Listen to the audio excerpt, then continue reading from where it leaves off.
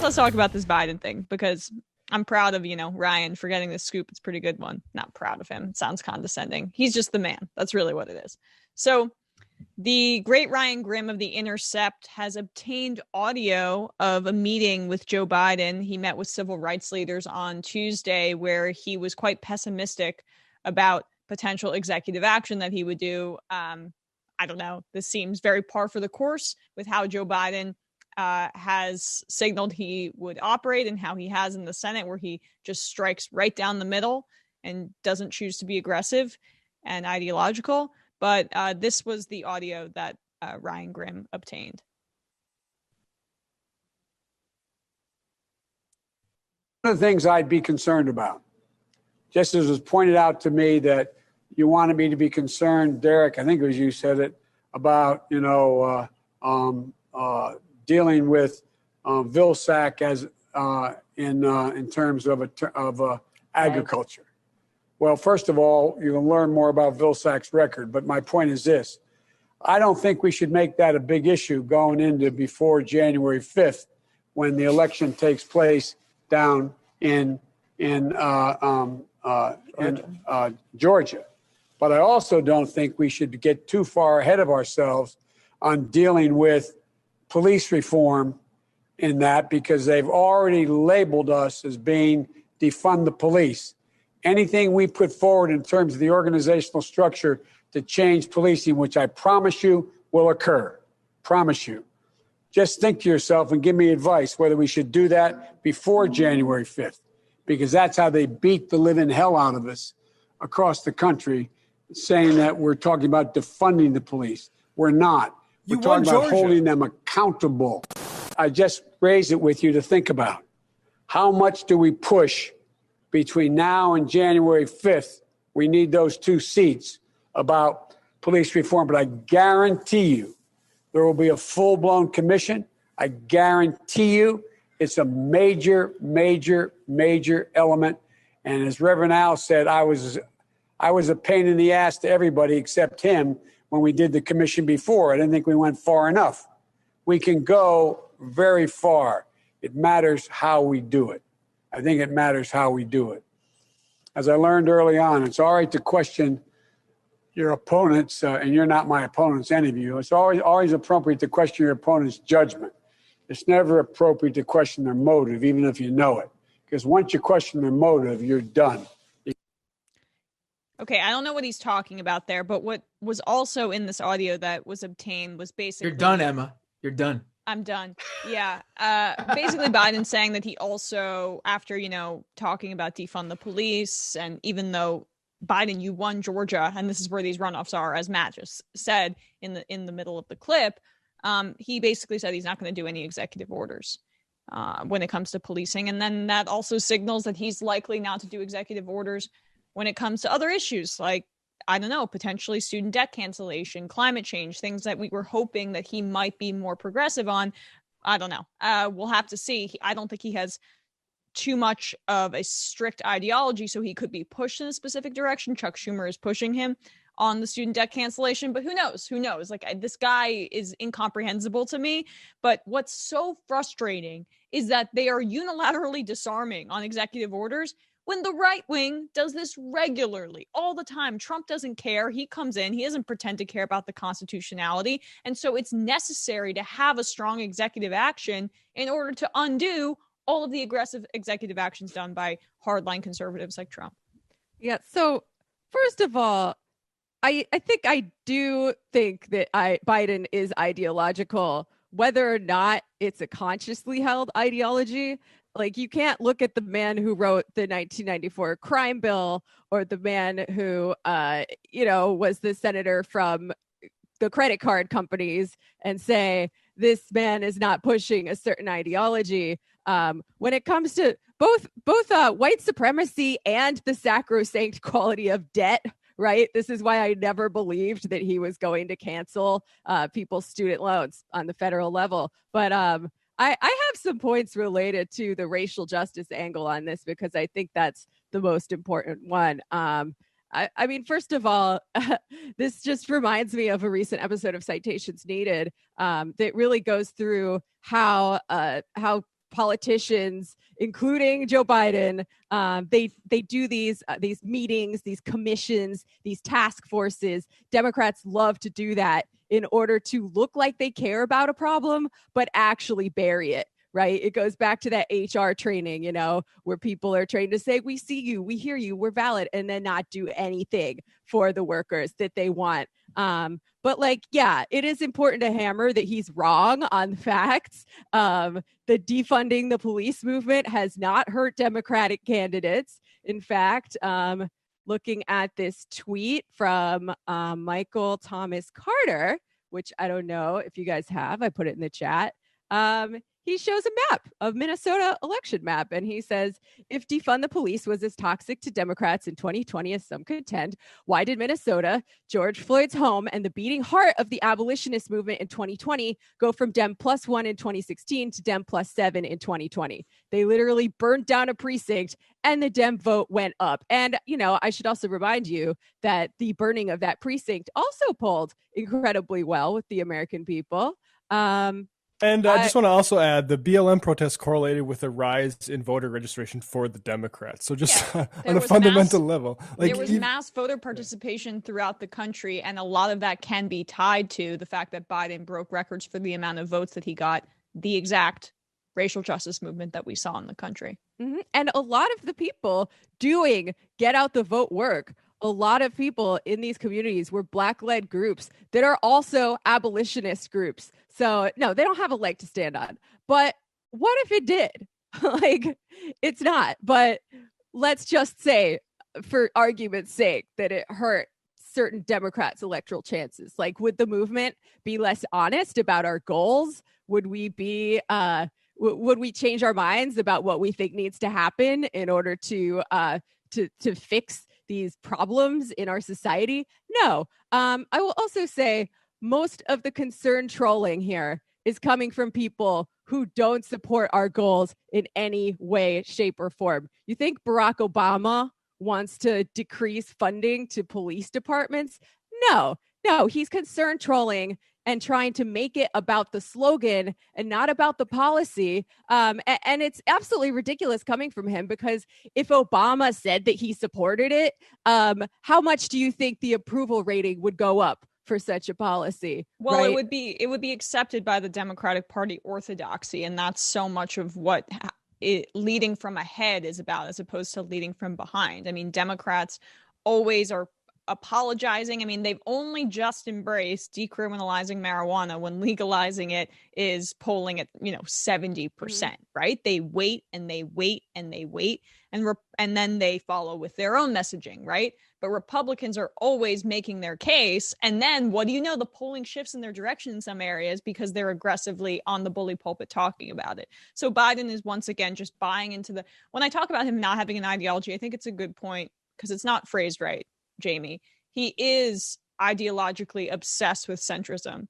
And that's kind of and being at the center and the corporate center of the political moment. But he also wants to be at the center of the Democratic Party as well. So that's an ideology in and of itself. But he's not like a hardcore libertarian or a hardcore member of Center for American Progress, although I guess what's their ideology either. But that is an ideology neoliberalism. In its right. His ideology is an ideology in itself. So I'm amending that because I think it was a good point by you. I think fair enough. Go ahead, Matt. I was going to say, I think we can all agree that we need to just put this police reform stuff aside until at least January 5th, and also after January 5th as well. Well, that's the thing, right? I would just say about the politics of it. I don't expect the Democrats to run on defund the police. I don't think that's their job. I don't think they're the movement, right? So to me, if their job is to win elections, and if they can do it, but the important thing I think is what Emma said about the executive actions, because he's actually it'd be one thing if saying we're going to win this and then I'm going to do all this stuff with my authority, and he's not. He's saying no, we're going to do a commission, please. Yeah, Jamie's exactly right about commissions. The Warren Commission was, I won't get started on that, but ridiculous in this country. Just what's the best thing that's come out of a commission? Henry Kissinger was in charge of the 9/11 Commission. Yeah, these are ridiculous. To your point, Matt, though, to your point, that's because the reason we know that this is his true perspective is because this was behind closed doors. This was a meeting that was not open to the public. The reason that it's important that we have this information is because this isn't him capitulating and trying to be political on the stump, right? This isn't him trying to appeal to all people. This is him and how he talks to civil rights leaders. So that's a terrible sign in of itself. Yeah. Well, but we know that Biden doesn't really believe in civil rights, right? Strong sermon, and this is him. Blah. This is him trying to appease them, and he still sounds like a racist piece of shit. I just want to spot the primary might have changed his opinion on civil rights just a little bit. Yeah, we should play his executive order clip too, when what he said about the constitutionality of executive actions that he might do. Oh, for sure. But before we do, I just also want to read this quote from the New York Times in 1859 on the abolition of slavery movement, because I thought you were going to drop a Joe Biden quote. I was going to say, I didn't realize he was that old. I mean, it might as well. If Joe Biden were around then, he definitely would have said the same thing, which is, and I quote, "They are as rancorous and abusive as if they were on the point of utter annihilation. Their speeches sound more like the ravings of bedlamites than the utterances of men seeking the accomplishment of a practical object." And, surprise, surprise, the New York Times did a whole lot of concern trolling about those crazy people who wanted to abolish slavery. And then looking ahead to the civil rights movement, the similar things were said about that. And, the polls were not always with the civil rights movement. They weren't until they finally achieved their goals. Now all the Democrats are like, oh, of course it was great. But in 1961, I'm quoting again, Americans were asked whether tactics such as sit-ins and demonstrations by the civil rights movement had helped or hurt the chances of racial integration in the South. More than half, 57%, said such demonstrations and acts of civil disobedience had hurt chances of integration, right? Like, Martin Luther King was viewed as a dangerous radical in his time, which I think just goes to show you that social movements can't base themselves on what the polls currently say of a populace that has been highly indoctrinated and inculcated with the dominant ideology of the time, Yeah, King was deeply unpopular at the time of his death, and yet Reagan then starts Martin Luther King Day and pretends like he wouldn't have been vehemently opposed to him or wasn't vehemently opposed to him in the time. Yeah. Yep. And now he's in truck commercials. There are politicians from states who vehemently opposed Martin Luther King Day in their state, who all of a sudden, now that there is Martin Luther King Day in their state, go out there and talk about, I had a dream, Martin Luther King I don't see color, just like Martin Luther King didn't, all this horrible distorting of his image from people who didn't even want to honor him in the first place. Mm-hmm. Yeah, it's sick. So let's just play the second clip of Joe Biden to kind of put a button on this segment, to referencing what we were talking about his executive order comments that were leaked. There's some things that I'm going to be able to do by executive order. I'm not going to hesitate to do it. But what I'm not going to do is I'm not going to do what Vanita, you probably used to get angry with me during the debates, when you'd have some of the people you were supporting say, on day one, I'm going to executive order to do this. Not within the constitutional authority. I am not going to violate the Constitution. There is a Constitution. It's our only hope. Our only hope. And the way to deal with it is, where I have executive authority, I will use it to undo every single damn thing this guy has done by executive authority. But I'm not going to exercise executive authority where it's questioned, where I can come along and say, I can do away with assault weapons. There's no executive authority to do away with that. And no one's fought harder to get rid of assault weapons than me. But you can't do it by executive order. If you do that, next guy comes along and says, well, guess what? By executive order, I'm going to say everybody can own machine guns again. So we got to be careful. I know you all know this. Okay, I understand that argument if it was made 40 years ago, when there was a different debate about executive restraint, But we are living in reality, which is America today, and Donald Trump and the Republicans don't give a shit about the Constitution and whatever vague assertions you're going to make about the restraints put on the executive. That we are living in a post-executive restraint society put in place very much so by the Bush administration, especially, where they just trampled on all of that. So I hate when politicians live in theory, constitutional theory class. This isn't, poli-sci 101. This is it's not even the constitutionality that he's having a problem with. It's that the next president would overturn it, which that's two separate things. So don't do anything. Right. Don't do anything at all then, Joe Biden. Literally everything the government does can be rolled back later on, pretty much. And, I mean, that's a fair point about the gun thing, to be honest. I think that stuff probably should be legislated and not the executive action. But what about the student loan thing? The next president isn't going to say, hey, by the way, you owe that again. Right? Exactly. Good luck with that. Well, honestly, it just sounds like excuses to me. I don't think he's that much of a Constitution nerd that he's really doing it for that reason. He doesn't want to, and he's making excuses for that. Right. I love that idea, though, that the next Republican president comes back and reburdens everyone with the debt they owed. Unforgiven. Yeah, good luck with that. Yes. Oh my God. I mean, it's funny in hypothetical, but obviously when it happens, it's going to be really terrible. It's going to suck. Well, they need to burn the books or, smash the computer or whatever it was that had that information on it in the first place to really cancel the debt. Right. I mean, what he's really saying is that the things that are okay to do by executive order on day one are the things that I'm comfortable with, and the things that I'm not comfortable with, I'm not going to do that. Because the idea that he would, because I mean, I swear I hear him in my head saying, and on day one, this is a guy who's been saying what he's going to do on day one for who knows how long. And I think the only thing I've heard him stick with now is the mask mandate. Is there anything else he's promised on day one that he's keeping to? It's not a mask mandate. It's not even that. It's an 100-day request. It's a mask request. It's a mask. Implore nicely to wear them. So it's he's a even mask, backtracked on that. Yeah. Right. Jeez. Yeah, it's rough.